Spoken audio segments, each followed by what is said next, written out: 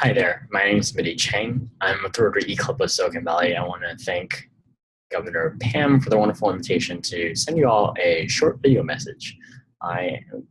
So I know you guys are having a wonderful district conference right now, and Pam asked me to share with you a little bit about my story, but also really focus more about what can Rotarians in your district do to help attract younger professionals. And I just want to share with you one real strong lesson that really has stuck out to me over the past 13 years I've been involved with the Rotary family. So I started off originally as an interactor, and I was an interact for 2 years, and I was in Rotary for 8 years, and been a Rotarian for going on 3 years now, and I love it. I want to share with you the story about Rotary. And the story is really just about how to attract the next generations into Rotary in this one lesson. The lesson is simple. First impressions are critical. So I had the luxury of growing up in the world's largest Interact district. It was 9,000 interactors and outnumber Rotarians over 2 to 1. And every year there would be this massive Interact conference, and today their conferences are 4,500 interactors on a Sunday morning. So as you might imagine, in this video they're all shouting and chanting, interact, interact, interact, and it's inspiring. It's only 4,500 because the event actually sells out. Weeks before the event, it sells out, and the max capacity is 4,500 that you can even squeeze in to this gymnasium. And otherwise, it would be closer to the 9,000 interactors that are in the district, and that's constantly growing. It's an inspiring district and inspiring place to be in Interact. And the reason why I'm talking about this is because, over 12 years later, I don't remember what happened at my first Interact Club meeting. I don't remember who was there exactly or what they said, but I still remember how they made me feel.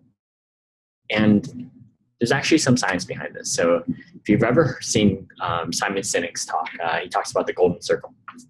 And this is the golden circle. So it turns out that what we do, how we do something, and why we do something are broken down into different pieces. And the what and the how of what we do is actually processed by the part of our brain called the neocortex. And that part of our brain controls rational thought and language. Whereas the why of what we do something is processed by the limbic part of our brain. And that part of our brain controls decision making and also emotion.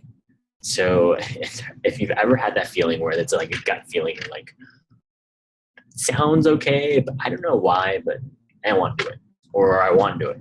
And that's actually the limbic part of your brain making a decision, because it has no capacity for language. So the best it can do is give you that gut feeling.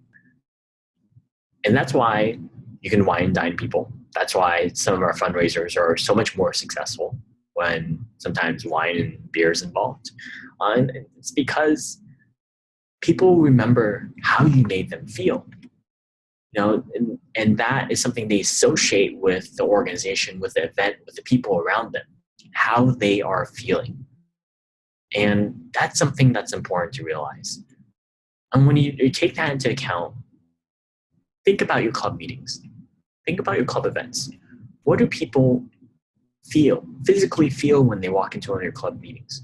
Is it a handshake, a warm embrace from a hug? Or do they feel nothing? Emptiness. What do they see? Is it people smiling? A Rotary Club emblem? People having fun? Or do they not see any of that? What did they hear? Is it music, laughter, conversations? Or is it silence? Is it the sound of people who don't seem like they want to be there? Ask yourself, think about all of the senses and how someone who's new to your meeting would feel like when they go to an event or one of your Rotary Club meetings. And remember that the human mind forms an impression, an opinion of everything you encounter within the first 3 seconds that you're exposed to something. That's 3 seconds that you have to make a good first impression. Rotary International has really recognized over the past few years the importance of telling our story, but also making a positive, good first impression. And you can see this at the new Rotary.org website, where the first 3 seconds you see the banner hero image and video of the People of Action public image campaign that recently launched. And in this video, you see Rotarians in action. You see them helping people. And the video swaps from the polio immunization to various other videos. And that's powerful. In the first 3 seconds, I've been exposed to Rotary. And that's where we want to transition really quickly to talk about digital presence. So the goal here is to make sure that each of you have a strong digital presence for your Rotary club. And this is because we want to tackle this question.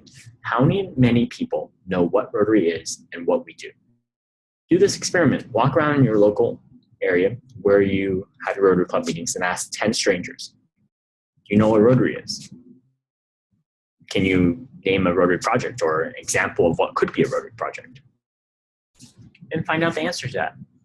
It's a great study by Siegel and Gale, that Rotary International Commission, that did just that and has some interesting results. But without talking about that study, I do want to point out this one statistic. Every day, over 360,000 babies are born. That's 360,000 people who don't know about what Rotary is, and they're not going to wait. If you've ever encountered a 3-year-old, a 4-year-old, or even a 5-year-old in today's world, they know how to use iPads, they know how to use iPhones, they are smartphone and tablet capable, and they're surfing the internet already, even before kindergarten. They're looking, well, they're not really looking for Rotary, but they could be looking for Rotary. And that's something to think about, because we aren't building our digital presence or websites for Joe sitting across from us at a Rotary meeting or for someone in our Rotary club. We're building to create a legacy for the decades to come. And ask yourself, imagine your club right now and ask yourself, of the people in your club right now, what would your club look like 30 years from today, 3 decades? What would it look like 50 years from today? Because we're here to make sure that Rotary exists 30 years, 50 years, even 100 years from today. And ask yourself this question. Would a stranger visit your club site? Would a stranger who's visiting your club site be convinced to go to one of your club meetings or events? And maybe your club site looks like this. And then just imagine the first 3 seconds of impression. What are the first 3 seconds that you get from this site? Maybe they meet in a desert. Their mascot's a cactus. But at least you know it's a Rotary Club of Tucson. But as you scroll down, you don't really understand anything about Rotary. It doesn't tell you about why they do what they do or even what they do. It just simply is more of an internal bulletin. Or maybe your site looks like this. Again, an internal bulletin. Now, there's a time and a place for an internal bulletin, and a website for members still makes sense. But the problem here is you're forgetting the public-facing site. There needs to be a public-facing, visually stunning website. Something that looks like this, where the first 3 seconds you're exposed to a project, something that Rotary does, something that your club does, a headline text that talks about it. And as you scroll down, you read about why someone wants to be part of an organization like yours and what you guys do, where you guys meet. And you read on about some of your local leaders that are in the club and testimonials, or even visually appealing ways to showcase, so what are some of the values to membership in your organization, from global travel opportunities to fun socials to like-minded people. And maybe, just maybe, you want to take this experiment one step further and even talk about what's the price of a membership. Maybe you break that down to monthly cost. And part of that is understanding that any piece of information you don't showcase on your website in a world where we can Google the price of anything, that's a story you leave up to someone else to tell for you, which oftentimes people say Rotary's too expensive. Why do we complain when, if we're not showcasing how much our membership cost is, then yeah, people will continue saying Rotary's too expensive because we're not taking control of that story. So how can we do this? In today's world, you fortunately don't need to be a web designer or a web programmer to build a website. You can build great looking websites through lots of web builders like WordPress, ClubRunner, Wix, Squarespace, DACDB, or Weebly. There are so many out there. And no matter what you use, just keep in mind this. It doesn't matter when you build your site, you do need to still update your website about every year and a half or 2 years in terms of the design, because that's how fast technology changes. Even if you have a ClubRunner site, for example, there are new templates out there for ClubRunner. If you have a WordPress site, the same applies for WordPress. You have to make sure that you update it and keep it up to date with technology. About a year and a half ago, I asked myself, what can I do as a web designer? As someone who grew up in the Rotary world, exposed as an interactor initially to it, but someone who's always been a web designer all my life, and that's what I do right now for work, and asked myself, what can I do? And it was a time when I had spent already 3 or 4 years of my life talking to Rotary clubs about getting a website, getting a Facebook page, and not much had changed in 3 or 4 years. And so I launched this project. It's called Project Doing Good, and I announced it officially for the first time in January 2016 at the International Assembly. And Project Doing Good is a one single free landing page for every Rotary club in the world. Now we're updating the doinggood.io site, but you can get this landing page as a request at www.doinggood.io, and it's a Band-Aid. This is a Band-Aid for a bigger problem. So this project isn't meant to replace your website.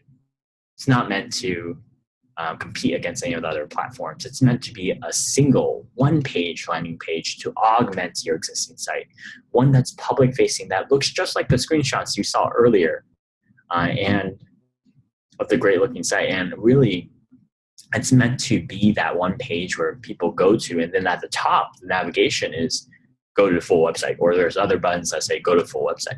It's a Band-Aid for clubs that can't replace their website completely yet, but want a way to augment it. And lastly, I just want to leave you with this one comment. People talk to me about social media often and ask how I can be more active on it for Rotary, and the answer is simply this: think like a tech recruiter. Let's take LinkedIn, for example. LinkedIn is LinkedIn.com. People often compare it to be the business version of Facebook. On LinkedIn, you can search for specific keywords, including Youth Exchange Student, Rotaract, Interact, and even the Rotary Program alumni, for example. And you can actually specify on the right side, under filters, the location that you want to search in. And then so I searched Youth Exchange Student, Greater Boston area, for example, and found a bunch of people, and I reached out to one person. I reached out to a young lady named Heidi Strike. And so Heidi, on the bottom of her LinkedIn, says Rotary Youth Exchange Student, 2010, 2011. Never met Heidi in my life, never talked to her, don't have direct connections with her, don't have any mutual friends. So what I did is, of course, I reached out to her. And I just messaged her and I explained I'm Rotarian and was wondering if she could talk about her youth exchange experience and if she'd be interested in getting more involved with Rotary again. And guess what she said? She said yes. And so these are screenshots. And I know some of you may not believe me. I'll think this is completely bogus. But I reached out to her earlier this month. She responded within a week, and she said that she's interested in getting more involved. Quote, I'd love to get more involved here. And she's happy to be connected with some of the Rotary clubs in Boston where she works. And this is just an example of what you can be doing with social media. Social media is an opportunity for you to reach out to your prospective members and to the world. It's not meant to be just passive, where you're just posting and you're hoping people come to you. And that just doesn't work anymore. In everything we do, from social media to websites to even in-person recruitment, we have to be proactive. We have to get off the couch today. We have to go and find people and talk to people. And that's why, ultimately, I'm going to tell you, if you don't have time, or if one of your members doesn't have time to be proactive on social media, get off the couch and consider getting an intern. Empower a young professional, young leader, an interactor, a Rotaractor, a youth exchange student, or even someone who's not involved in anything Rotary, and just post that you're hiring an intern. Maybe you can't afford to pay them, but instead you're able to give them a travel scholarship, all expense paid, to the next Rotary International Convention. It's a win-win. You empower someone young to go to one of, I think, the greatest networking events for any young professional, but at the same time, you get an intern. Maybe make it a 6-month internship, a short internship, where they work on your social media and your club website in exchange for that travel opportunity to a convention. How cool could that be? Just remember, the future is up to you. So be proactive and be unstoppable. And enjoy the rest of your conference. Thank you for listening to me. Take care. Bye now.